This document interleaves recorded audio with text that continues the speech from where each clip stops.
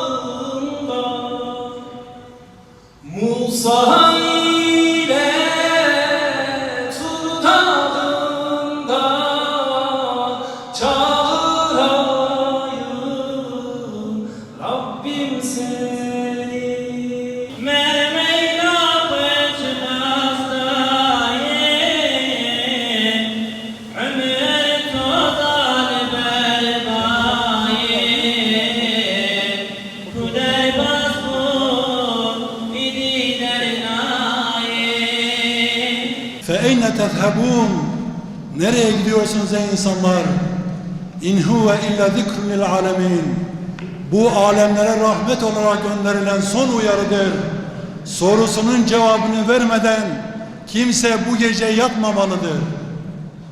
Bu sorunun cevabını veremeyen bir yürek yok olmaya mahkum diye düşünüyorum.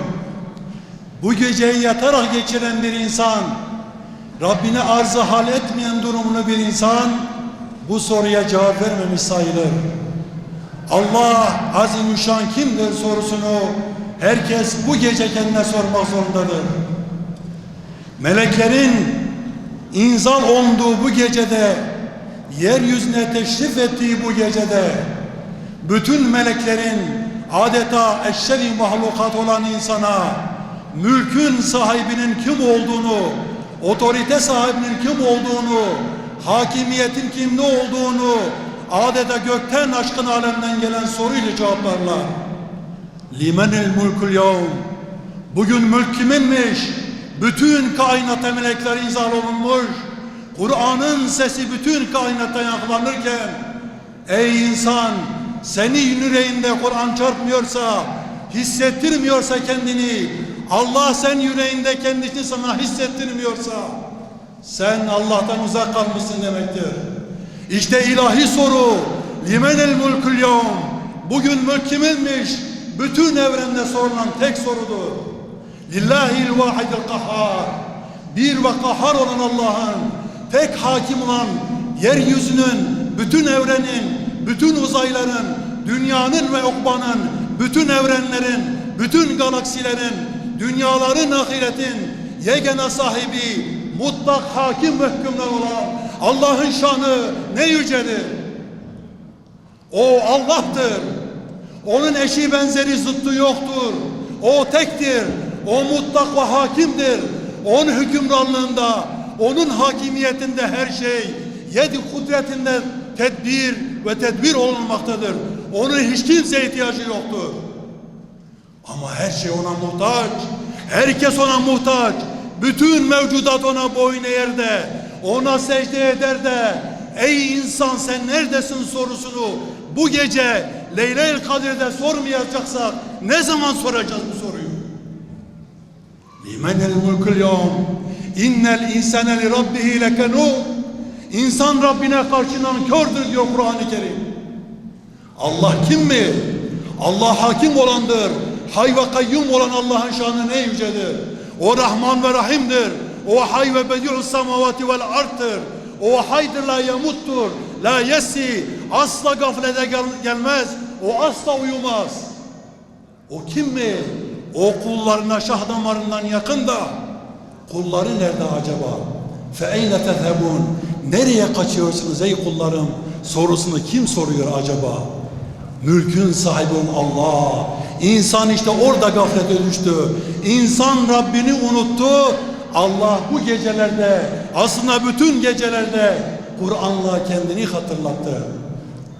Hazreti Resulullah sallallahu aleyhi ve sellem'i hatırlayınız. Namus-u ekber indi.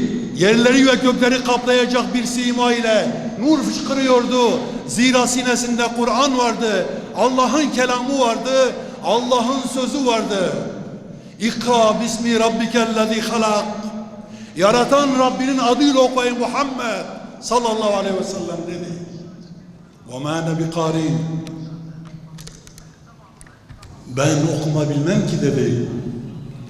Okuma yazma bilmek önemli değilmiş. Karanlıklar boğulan, Allah'ı unutmuş yeryüzünde, Allah'ın kim olduğunu bilmeyenlere Allah kendini peygamberler üzerinden hatırlattı.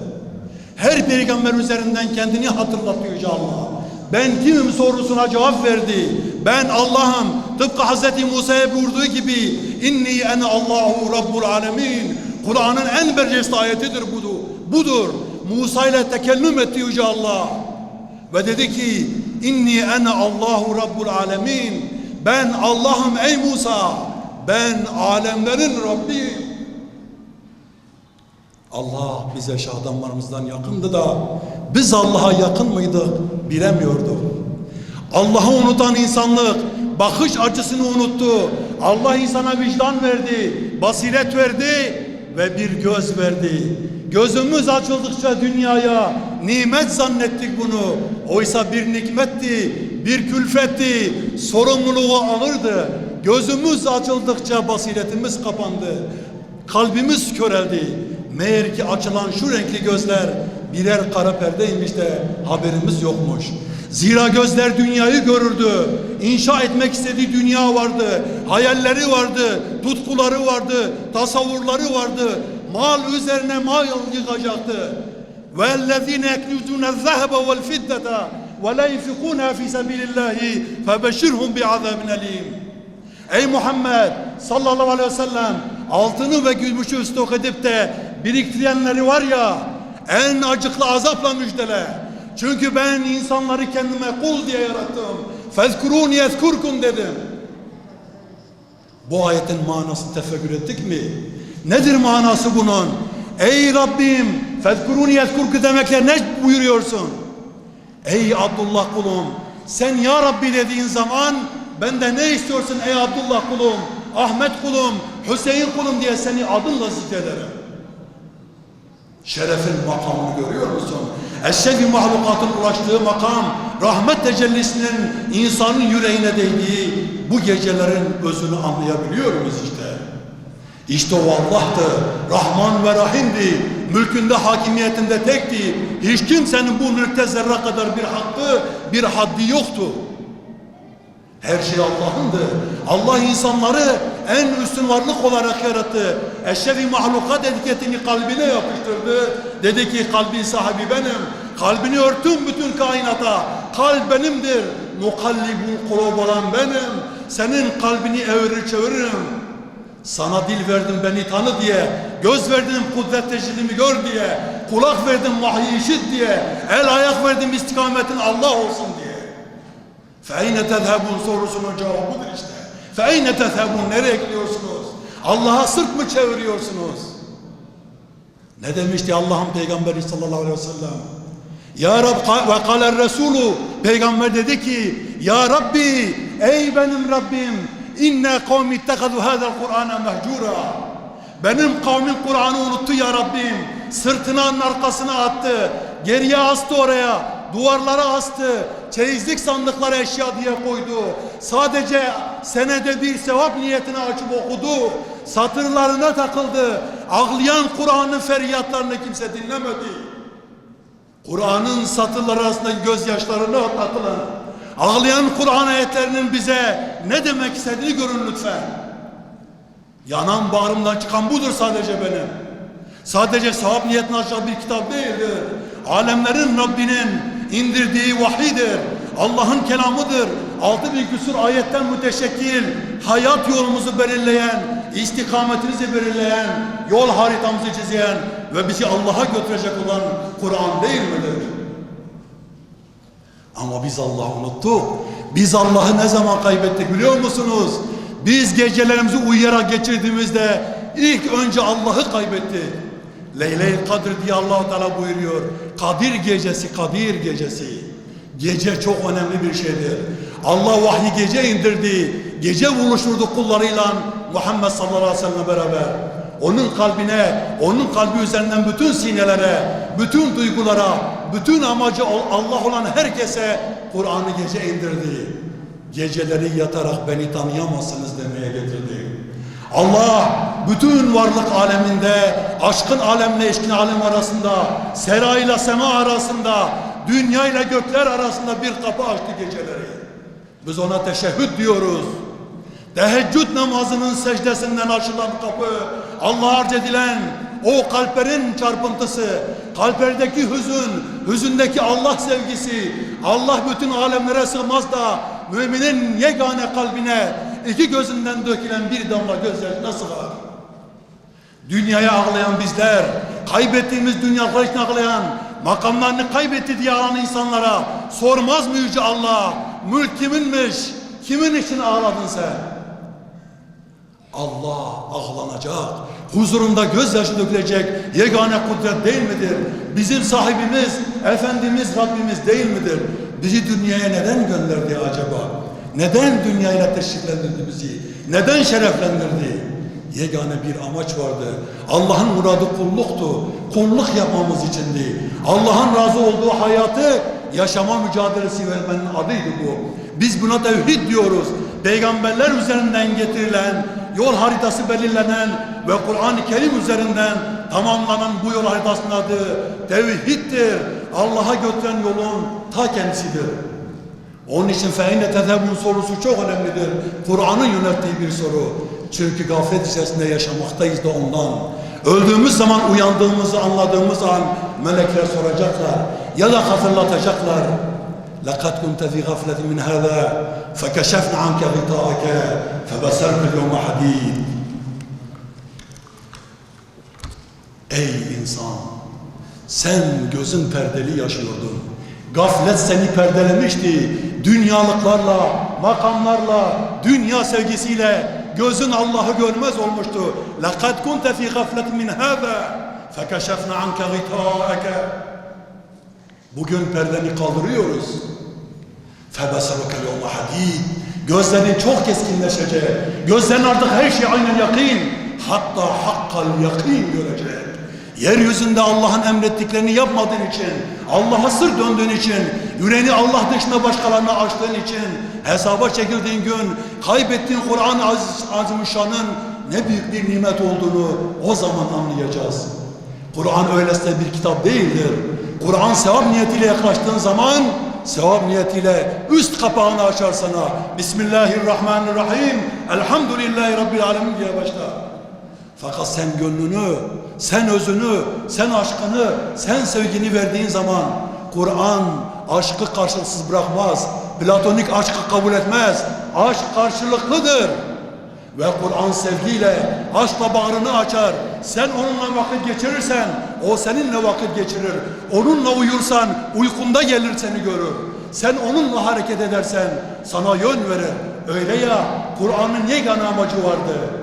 Hayatımıza yön verecekti, istikamet çizecekti. Duygularımızı, dünyevileşmiş, keskinleşmiş duygularımızı, köpürtmüş duygularımızı keskinliğini alacak, onlara istikamet verecek, hayallerimizi temellendirecek, niçin yaşadığımızı hatırlatacak, dünya ve içindekileri verseler bile Allah'tan vazgeçmemiz gerektiğini bize hatırlatacak olan yegane Kur'an'dır.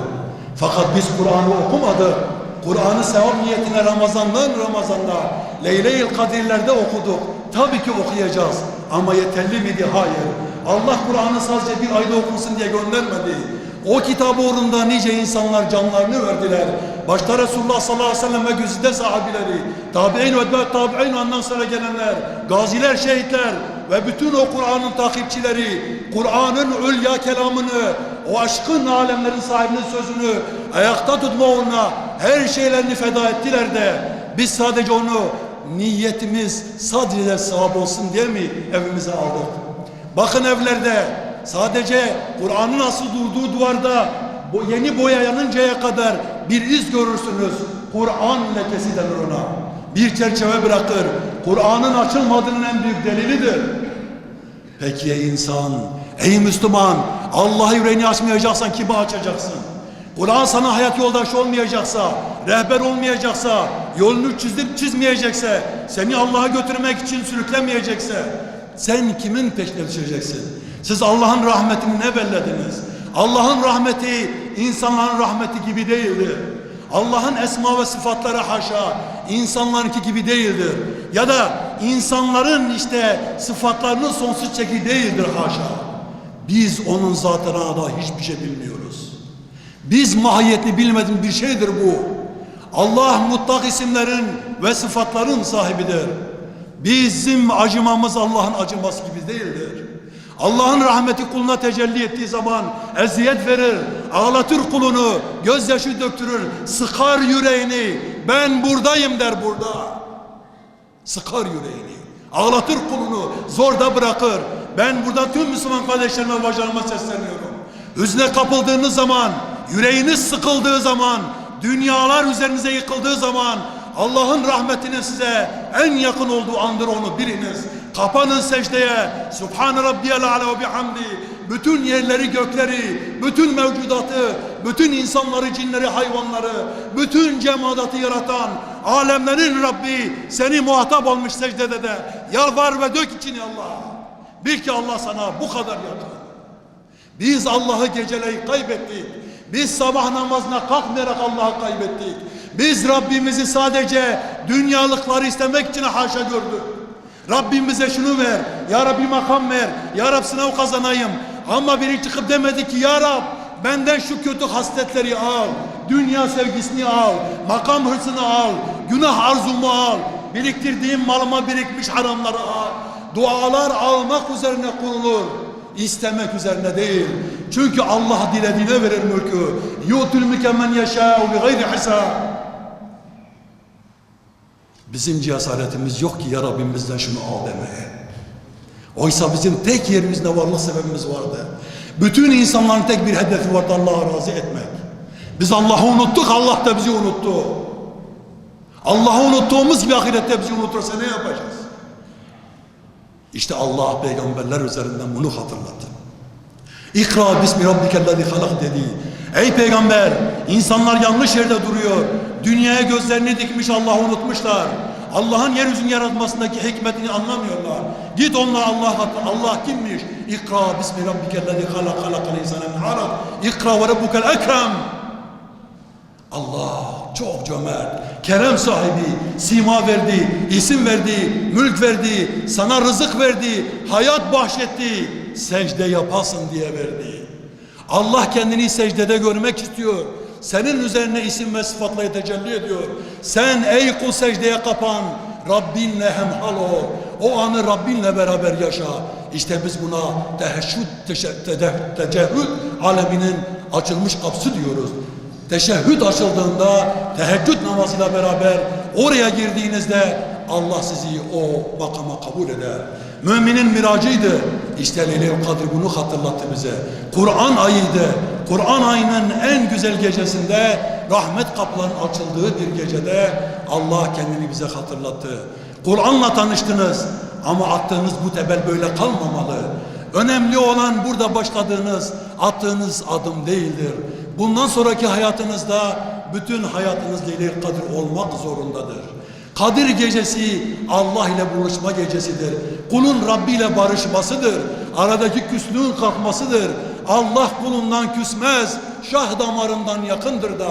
Kul Allah'a çok uzaktır. Küsen kul, günah işleyen kul, tövbe etmek istediği zaman da affeden Allah. Böyle de merhametli bir Rabbimiz vardır.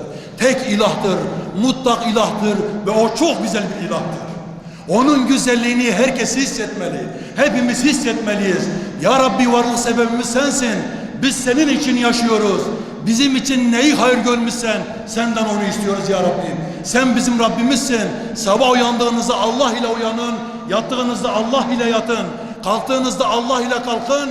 Ve o gece namazında secdede alemlerin Rabbine yalvararak ümmet için dua edin. Ümmetin dualarının ve ümmetin beddualarının kabulü için dua ediniz alemlerin Rabbine. Zira Allah mazlumların bir tanesinin duasını kabul ederse zalimlerin bütün zulmünü yerle eksan eder.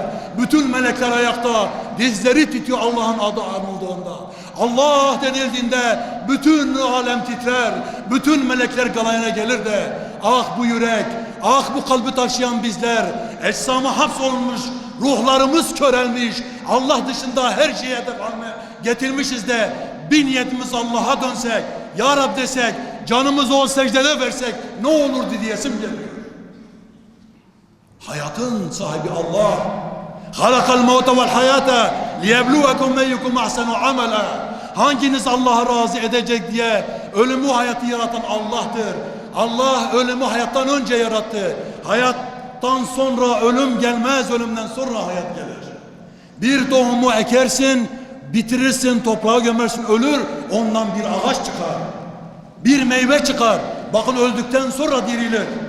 Siz gecenizin bir kısmını, uykunuzu öldürürsünüz, içinden aşkın alemlere açılan o müthiş kapı çıkar, o ruh çıkar, Rabbinle buluşursun. Sen malının bir kısmını öldürürsün, zekatını verirsin, Allah senin zekatıyla bir fakiri ihya eder. Bakınız, bütün hayatların temelinde ölüm var. Öyleyse biz niye yaşıyoruz? Ölmek için yaşıyoruz. Asıl hayat bekliyor bizi. Allah kullarını imtihan ederken sıkıntılardan geçirecek. وَلَنَبْلُوَنَّكُمْ بِشَيْءٍ مِنَ الْخَوْفِ وَالْجُوعِ. Açlıkla sınayacak Allah, korkuyla sınayacak, evlatlarımızla sınayacak ve bazen kapıları sel bir şekilde yüzümüze kapatacak. Biz çalalım diye, kapanmış kapıları çalalım diye Allah yüzümüze kapı kapatır. Sakın kapanan kapıları zahmet görmeyin. İlahi rahmetin tecellisinden başka bir şey değildir. Yüreğiniz daraldığında, sıkıntılar gelip sizi bulduğunda, bittiniz artık ya Rabbi canımı al dediğiniz an, alemlerin Rabbinin sizi sıktığını bilin. ne durumda olursanız olun, secdeye kapanın, alemlerin Rabbine kulluğunuzu gösterin ve dileyin ondan ne dilerseniz. Bakın hayatınız ne kadar da güzelleşecek. Ve Kur'an hayatımızın her katmanına girmelidir. Kur'an hayatımızı, maddi dünyamızı, geleceğimizi, eğitimimizi, sosyal hayatımızı, ölümümüzü, mezarlığımızı, rüyalarımızı şekillendirmek, çeşitlendirmek, Allah'ın dilediği gibi yapmak için gelmişti. Biz Kur'an'ı parça parça hayattan çıkarttık. Biz çıkartmadıksa da çıkaranlara rağm olduk. Çıkaranlara ses çıkarmadık. Öyle bir kopardılar ki senede bir ay sadece Kur'an okuyacak duruma düştük. Bu muydu Allah'ın kelamı? Bir telefona ayırdığımız zamanın kaçta kaçını Kur'an'a ayırıyoruz? O telefonun sayfalarını kaydırdığımız kadar Kur'an'ın ayetlerini kaydırabiliyor muyuz? Kur'an okumazsanız bile alın Kur'an'ı göğsünüze koyun, koklayın. Bu alemlerin Rabbinin sözüdür. Bildiğimiz ve bilmediğimiz tüm alemlerin sahibi Hazreti Allah konuştu. Allah buyurdu ve biz okuyoruz. Ben şimdi size desem ki burada bütün melekler hazır. Çünkü Allah'ın adı anıldı. Burada Kur'an okundu. Bütün melekler burada. Perde bir kalksa melekleri görsek heybetlerinden titreriz. Ama ben daha zor bir şey söyleyeyim size. Daha güzel bir şey söyleyeyim. Vallahi öyle bir şey biliyorum ki o meleklerden, o gördüğünüz tüm alemlerden daha çok hayret verici. Nedir? Kur'an azimüşşan. Allah'ın kelamı, Allah'ın kelamının yeryüzüyle tanıştığı zamanda biz geldik. Allah konuştu, biz onu duyduk. Satır satır, kelime kelime. 6000 küsur ayette Allah buyurdu. Biz dinledik. Ya Rabbi sen ne kadar güzelsin. Dilin ne kadar güzel. Kur'an'ın ne kadar güzel ya Rabbi dedik. Ve biz dua ettik, o bizi duydu. Bundan daha üstün bir şey aramayın. Bundan daha olağanüstü bir şey yoktur. Eğer korkacaksanız sahip olduğunuz malların kaybolmasından korkmayın. İmanımızın kaybolmasından korkmak zorundayız. Kadir gecesi öyle mi? Meleklerin indiği, Cebrail'in sadece senede bir gün gökyüzü semasına geldiğini biliyoruz. Cebrail aleyhisselam Hazreti Resulullah'tan sonra dünyaya inmedi. Bir daha da inmeyecek denilir. Sadece yılda 2 kere göğün en üst katmanına gelir ve başını uzatırmış yeryüzüne. Ne için bilir misiniz? Birincisi, Allah bazı kulların duasını o kadar sever ki, o kadar hoşuna gider ki Rabbimizin, Cebrail elini uzatır, onun avucundaki duayı Allah'a arz eder. Allah tabii ki duyuyor onu. Ama Allah okunu şereflendirmek, duasını kıymetlendirmek için alır, Allah'a arz eder. Ey Rabbim falan kulun duasıdır bu. Bir ikincisi, başını uzatır, kim yetimlerin başını okşuyor diye. Kim yetimlere sahip çıkıyor diye. Ve kim onlara zarar veriyor, onlara eziyet veriyor diye. Hışımla başını uzatır ve sevinçle döner bakar. O yetimlere sahip çıkanlara dua eder. Rabbim şu kulların senin yetimlerine sahip çıkıyor der. Cebrail'in başka ilmesi yoktur. Onun için Kadir gecesi çok kıymetlidir. Çünkü Kur'an'la tanıştığımız gecedir. Bundan sonraki tüm hayatımızın ilk adımı olsun Kadir gecesi. Tövbe gecemiz olsun. Allah'tan özür dilemesi, günahımız ne olursa olsun Allah'tan haşada büyük değil ki. Bütün yeryüzünü günahlarla doldursak bile nedir? Allah'ın rahmeti karşısında bir değeri yoktur. Ya ibadiyellezine esrefu ala enfusihim la taqnatu min rahmetillah. Aşırı günah işleyen kullarıma söyle peygamber, sakın Allah'ın rahmetinden ümit kesmesinler. İşte biz bu geceyi değerlendirmek zorundayız. Bu gece bundan sonraki gecelerimizin de o muştusu, o güzel habercisi, müjdelicisi olmalıdır. Allah ile tanışmak, Allah'ı tanımak. Biz Rabbimizi tanıdığımızı zannediyoruz, tanımıyoruz. Tanısaydık bu durumda olmazdık. Tanısaydık Kur'an elimizde değil, yüreğimizde olurdu, zihnimizde olurdu, el ayaklarımızda olurdu, kulaklarımızda olurdu. Kur'an hayatımızın her yerinde olurdu. Ama hayatımızdan çıkmış bir Kur'an'ın senede bir sevap niyetine okunmasını Rabbimiz kabul buyursun ama yaratılış gayesi, Kur'an'ın gönderici amacı bu değildi. Bir kıssa hatırlatmak istiyorum. Vahyin önemini anlatmak adına. Kıssayı Kur'an'dır Ashab-ül Kehf kıssası. Gençler ağırlıklı olduğu için gençler için özellikle anlatmak istiyorum. Hz. İsa Aleyhisselam'dan 100 yıl sonra gerçekleştiği rivayet edilir. Düşünün Hz. İsa Aleyhisselam hayatta yoktur. Vahiy kalmamış, hatta tahrif edilmiş bir İncil vardır. Bazı nüshaları gerçek bozulmamış ama bulandırılmış. İnsanlar Allah'tan kopmuş. Bir grup genç, elit tabakanın çocukları, Roma İmparatorluğu'nun işte meclisinde görev alanların evlatlarıymış. 7 kişi oldukları söylenir. Bir grup genç, hasbelkader Allah'ın bir ikramı olarak bir yerde Barnabas İncil'inin asıl nushalarıyla tanışırlar. Birkaç nusha ellerine geçer. Vahyin kalbe tecellisine bakar mısınız? Öz eleştiri için fırsat bu fırsattır. Bu gece hepimiz ayıplarımızı, kusurlarımızı Allah'ım Rabbimize arz edeceğiz. Ayıp değil. Bakın Allah'tan utanmayalım ha. Allah'tan utanılmaz. Allah her şeyimizi biliyor zaten. Utansak kaçarız ondan. O biliyor ki zaten. Gidebileceğimiz haşa başka Allah yok ki. O tektir. Biz onun gazabından, onun rahmetine sığınalım. Ve bu gece günahımız ne olursa olsun, kusurumuz ne olursa olsun secdede bırakalım. Alemlerin Rabbine dönüş için yeni bir sayfa açalım inşallah hepimiz.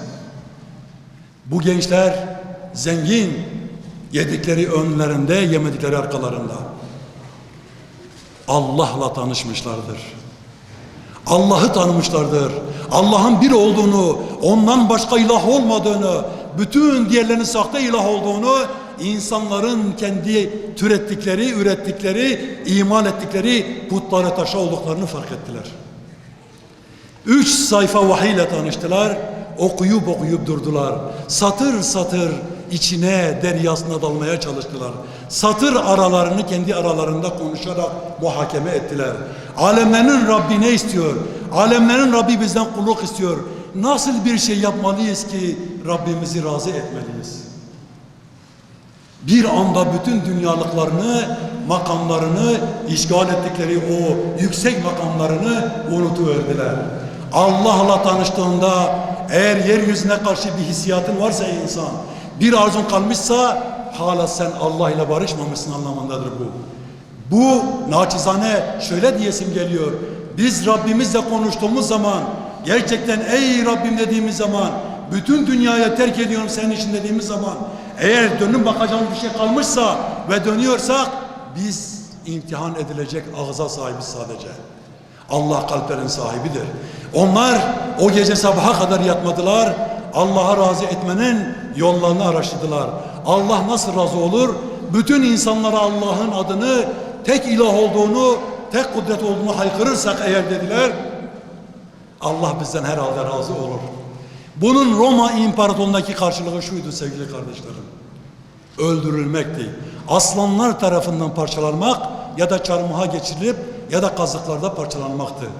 Bunu göze alacak kadar kişilikli bir grup genç. Allah-u Teala onlara bir grup genç diye hitap etti. Gençlere vurgu yaptı. Ey sahte idoller arayanlar, filmler üzerinden, dijital dünya üzerinden sahte kahramanlar devşirip gençlerimizi bozanlara Allah idollerini gösteriyor. Alın bir grup genç görün de ne yapmışlar dedi. Ve bunlar dediler ki biz her şeyden vazgeçiyoruz. Biri dedi ki arkamızdakilerini öldürecekler. Eşlerimiz, çocuklarımız gidecek. Hadi mallar gitsin de evlatlarımızı da kıtır kıtır kesecekler. Dediler ki bu çok mu önemli? Hayır. Canın sahibi Allah değil mi? Hayatın da ölümün de sahibi Allah değil mi? Yeryüzü Allah'ın da yeraltı Allah'ın değil mi? Dünya Allah'ın da ahiret Allah'ın değil mi? Önemli değil dediler. Ve onlar zalimlerin bayramı olduğu bir günde bir araya geldi ve bir kulun Rabbine yapacağı en büyük kulluğu yaptılar. Alemlerin Rabbinden başka ilah yoktur dediler.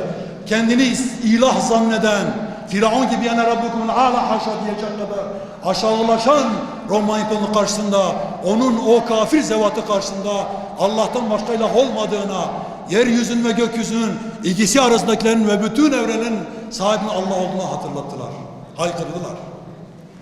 Zalimler korktu bu hareketten, bu direnişten. Ve onları öldürülmek üzere hapsettiler.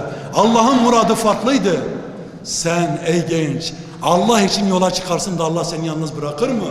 Sen Allah'ın huzurunda, Allah'a giden yolda ölmeyi göze alırsın da Allah seni yem eder mi o zalimlere? Allah da senin üzerinden öyle bir mucize gerçekleştirir ki, öyle bir mucize gelir ki yeryüzüne, bütün insanlar acayip kalır. Em hasibten neshabul kafi ve rakimi kanu min ayatina acaba. Çok şaşırdık ya Rabbi. Ne muhteşem bir şey. Ve bunlar Allah'ın yardımıyla hasbelkader oradan kurtuldular bir şekilde. Gidecekleri hiçbir yer yoktur. Bir mağaraya sığınırlar. Karanlık bir mağara, daracık bir yer. Yeryüzü daralmış bir mağara hükmüne düşmüş. Sen Allah'ın yolunda gittiğinde, Allah'a ram olduğunda Allah seni karanlıklar içerisine alır, aydınlıklara çıkarır. Tıpkı Yusuf'u kuyunun dibinden aldığı gibi Allah üstün makamlara çıkmadan önce kullarını imtihanlardan geçirir. Musa Aleyhisselam imtihana geçirdi, suyun önüne getirdi, asayla vurdurdu, suyun dibinde kupkuru yol açtı. Çölde yağmur yağdıran Allah Yusuf'a kuyunun dibini gösterdi. O dibine görünmeyi göze aldı da aşkın alemlere çıktı. İsa Aleyhisselam babasız doğmanın imtihanını yaşadı. Öyle bir imtihandan geçti ki Allah onu öyle mükafatlandırdı ki onu yalnız bırakmadı. Her peygamberi bir imtihandan geçirdi. İbrahim Aleyhisselam'ı getirdi ateşin önüne. Hazreti İbrahim ateşin önünde ama ateşin bağrında yatan bir buz var. Sen Allah için ateşe girmeye göze alırsan Allah ateşindeki buzu çıkarır. Ya narukuni berden ve selamen ale İbrahim der. İşte ateşle yüzleşmeyi göze alamayanlar ateşindeki buzu göremezler. Kuyunun dibine inmeyi göze alamayanlar Yusuf gibi makamlara erişemezler. Hazreti Musa gibi Allah'a teslim olmayanlar suyun dibindeki kuru yolu göremezler. Her şeyin bir bedeli vardır. İşte o gençler o bedeli ödediler ve canları pahasına sadece yapacakları bir şey kalmıştı. Mağaraya sığındılar. Yanlarında 1 lira vardı. Bakın bu Kur'an'ın 1 lira diye açıklaması, bir demir para diye açıklaması çok hikmetlidir.